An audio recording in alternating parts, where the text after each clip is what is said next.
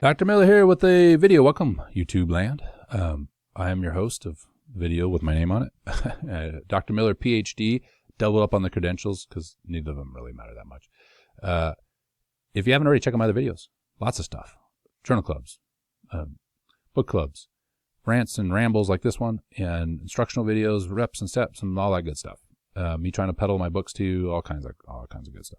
You're more than welcome to wait to watch this video to see if you like it. I got a little ramble today on differences between men and women. If you haven't watched my journal club I did on the hand grip strength, I think it's a good one. For a couple of reasons. There's a statement in that journal that was uncited and got past the peer reviewers, and this is in 2007, that said men and women are different, have different strength levels. Nobody thought any of it. It's like saying gravity exists, right? Watch this, I'm going to drop this pen, right? I mean, it's not a big deal. Looking at that study, it was a study in elite athletes, they call them female athletes, and compared them to a hand grip strength in untrained men and women. And the best hand grip score for the elite female athlete was still 58th percentile of the untrained men's scores. So the best hand grip was still the highest that was registered, 58th percentile of the men.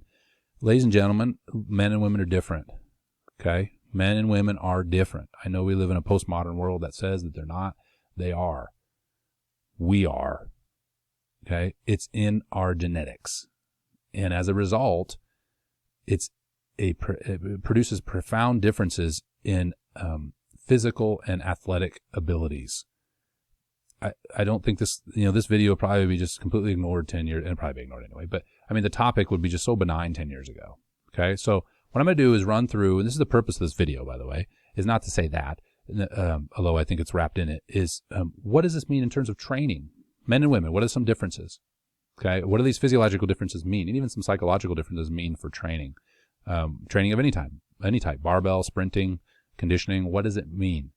All right, so let's go through a few differences here. Number one, just some general stuff. Men have larger bones, and I'm talking in general here. I know there's going to be outliers, I get it. But even if we compare apples to apples, your most elite female powerlifter will not, in the same weight class-ish, or let's just pick weightlifting, will not have, it doesn't matter, but weightlifting will not have near the loads or the totals of an elite male athlete at the same body weight. It just, they're not even, right? Now, if you took my old fat butt and competed me against a very well-trained female athlete close to my weight class, she probably could outlift me. I know she could. Okay, but that's not apples to apples anymore. That's apples to a big fat orange, me. Right? When you put in PEDs, that doesn't count. Right? We're not talking about enhanced people. We're talking about in general, apples to apples. There's a difference between men and women. If you don't believe me, look at the world records in sports. Right? And the more power and short duration, high intensity the sport, the more difference there will be between the two sports. Okay. If you go all the way out, though, to ultra marathons, you'll find that elite female athletes can beat elite male athletes in ultra. There's a great picture right there, the difference between men and women. Women have more endurance capability. Men are more powerful. Women can recover faster than men. Okay? Men can put up higher absolute loads. Women can recover from maximal loads faster. Okay? Why? Without question, the easiest thing to point to is, and this is used to be not very controversial, women are the only ones that can have babies. Period. And as a result, there's more mechanisms, physiological mechanisms, structures to support that. I'm not saying every woman will have a baby. I'm not saying every woman should have a baby. What I am saying, though, is that every woman could. Well, every woman physiologically could have a baby, at least in terms of their structure. I realize some women cannot, and I don't want to go down that road. Okay? I'm just talking in general here. Okay? So things that will be different as a result. Number one, estrogen. Women have higher estrogen levels. Estrogen is lipolytic. Okay? Promotes fat burning. And as a result, that coupled nicely with that is women typically have more type 1 fibers. Type 1 fibers are smaller muscles, and they're more reliant on fat burning, oxidative phosphorylation. Really good for duration and recovery. Okay? Men typically have more type 2 fibers, larger fibers, not as fatigue resistant. Is there a spectrum of men on their fiber type? I'm sure, but still, in general, men will be stronger than women because they have larger muscles, just more cross-section area.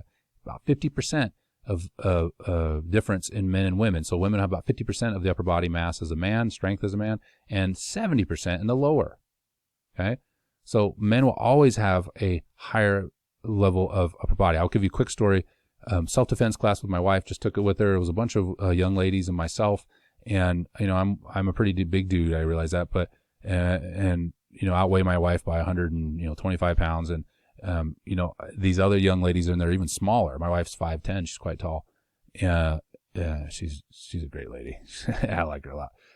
But these other ladies, smaller, and they would, they were always like choking each other and all that. And my wife finally said, all right, I want you to try to, just for a second, choke me, like give it to me. Full rear naked choke. Let me have it. Just for a second. I'm like, you sure you want to do this, right? Because I see these young ladies going through their motion. And by the way, my wife did drop me in a parking lot one time. She did it, I let her run through the moves and she hit me square in the man parts and there's another difference between men and women, right? Go for the man parts. There's stuff hanging out inside the body of the man that you can take out. And that hurt. So she did take me out once, but to be fair. But I choked her for a second. I don't want to hurt her, just for a second. And she's like, that's just different, right? I can have one of these young ladies try to choke me out, but it's just different. Now, granted, I'm a big dude, but still, there's a difference between men and women. Again, I know some of you are going like, duh, right? But this seems controversial, but it shouldn't be, okay? All right, so upper body strength, clearly different. Let's put this I'm trying to weave these things as we go. Here's some physiological differences where I'll show up. So in training, a woman is not as strong and disproportionately not as strong in the upper body to her lower body. So doing things where the legs are long, like doing a butterfly pull-up or something like that, you imagine then if you have overly developed legs as compared to underdeveloped upper body. And this is why you see like elite female athletes, by the way, tend to have well-developed upper bodies. That's one of the things that just stands out. Like, wow, she has delts, right? You think some of the high-level CrossFitters, you can see proportion between their upper and lower body, where you don't see that very often, okay? And so if you had your typical gym goer, though, that has, doing dynamic motions that are really hard on the upper body, that are dependent on the shoulder, like a butterfly pull-up, you have an increased likelihood of having a labrum tear or a rotator cuff problem because of this disproportionate amount of mass.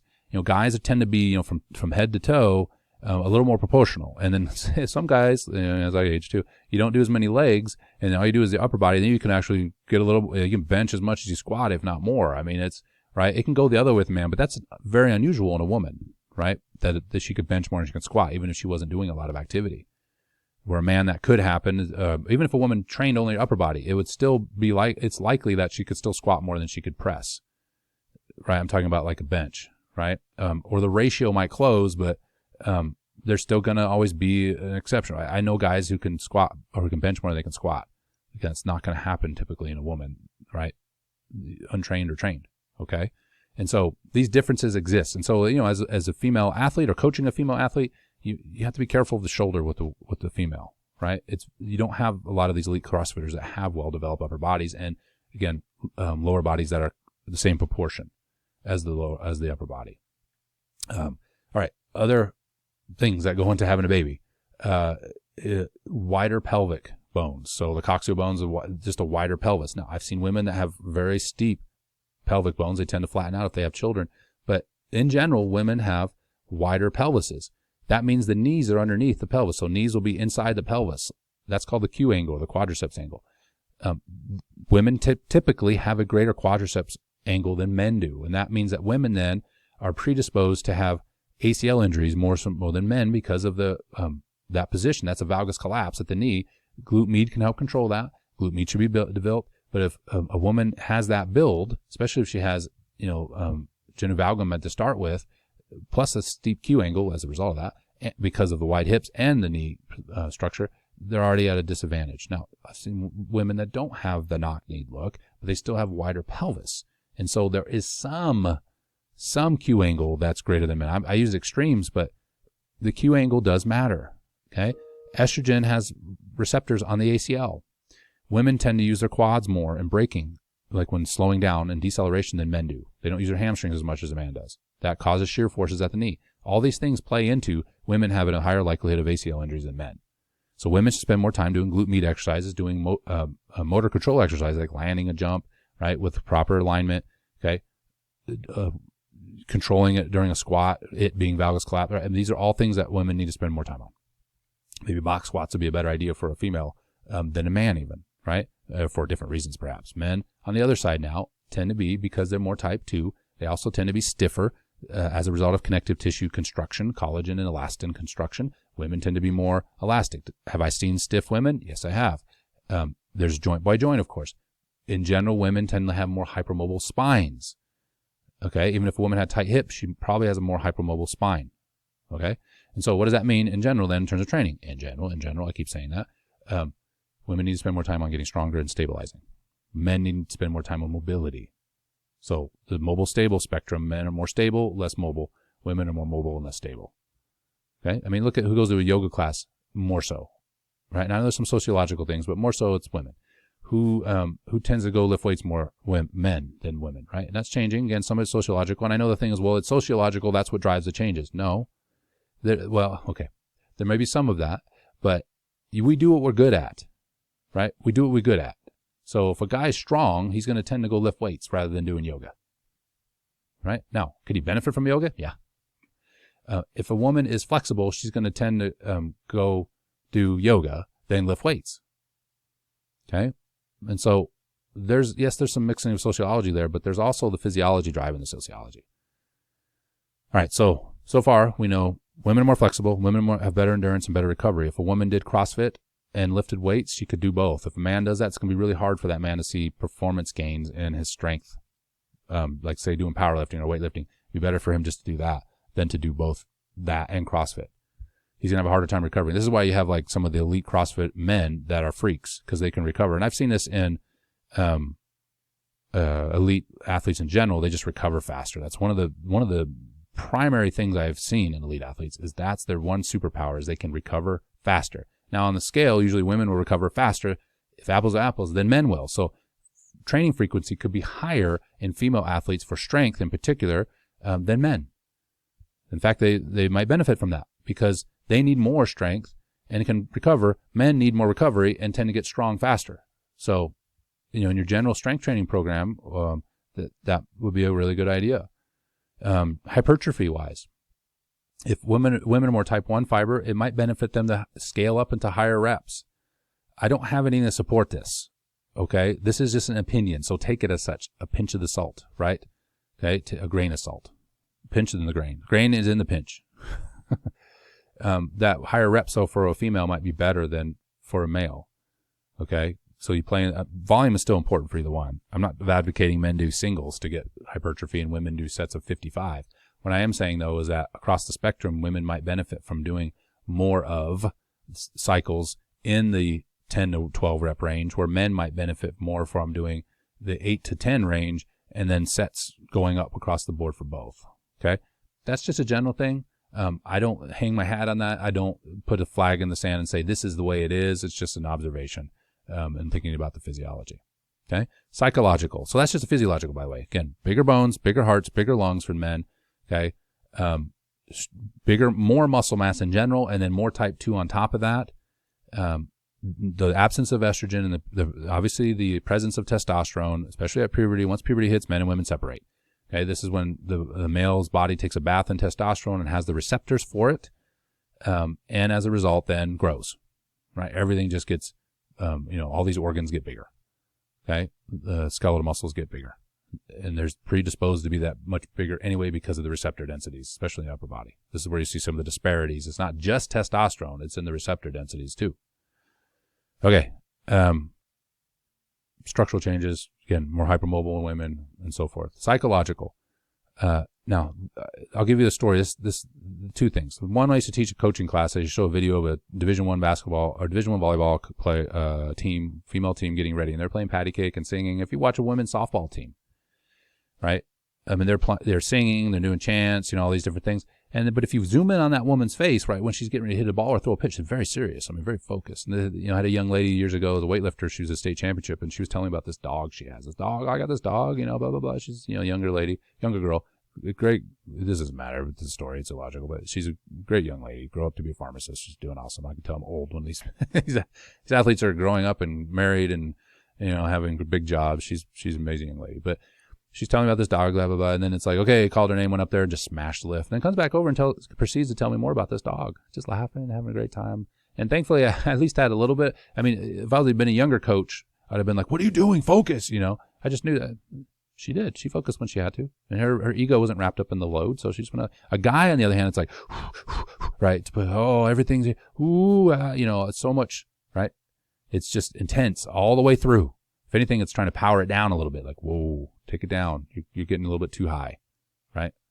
And so, in general, right, that's a difference too psychological. And you can see that as well just in loading weights. Like in strength conditioning in general, I have to push female athletes. Hey, Sally over there can do 150, so can you, right? Where the guy, it's like, hey, I know Johnny did 350 over there. You shouldn't do that. You're going to hurt yourself, right? I know you think you can do it, but you can't. Sorry, it's just, this isn't a Disney movie. You cannot do it, okay? Even if your heart's in it, it's not going to lead you well, right? With a female athlete's like, you can actually do more. Let's put some weight on there. Okay, you're stronger than you think you are. That's why I like CrossFit. It's shown women, hey, the barbell's cool, and man, you can actually move that sucker, right? All right, there are differences between the sexes. I hope that's helpful. I don't know, probably not. It's just something that I would make this video anyway, pointing out the differences, and especially when it shows up in training. But I want to emphasize the physiological and psychological differences between men and women. We are made different. There is no escaping that. Just the way it is. And it shows up in training, it shows up in sport, and it's undeniable that men and women are different. And they should be trained differently. And they shouldn't be on the same playing field. So, that's all I got to say. I'll see you in the next video. Hope you enjoyed the Ramble rant, whatever this is. I got a weird mustache thing going on here. I think I just got light color hair. It looks like I got like an island chain broke off here. I don't know what happened there. Weird stuff happens when you get older, right? Anyway. All right, I'll see you guys in the next video.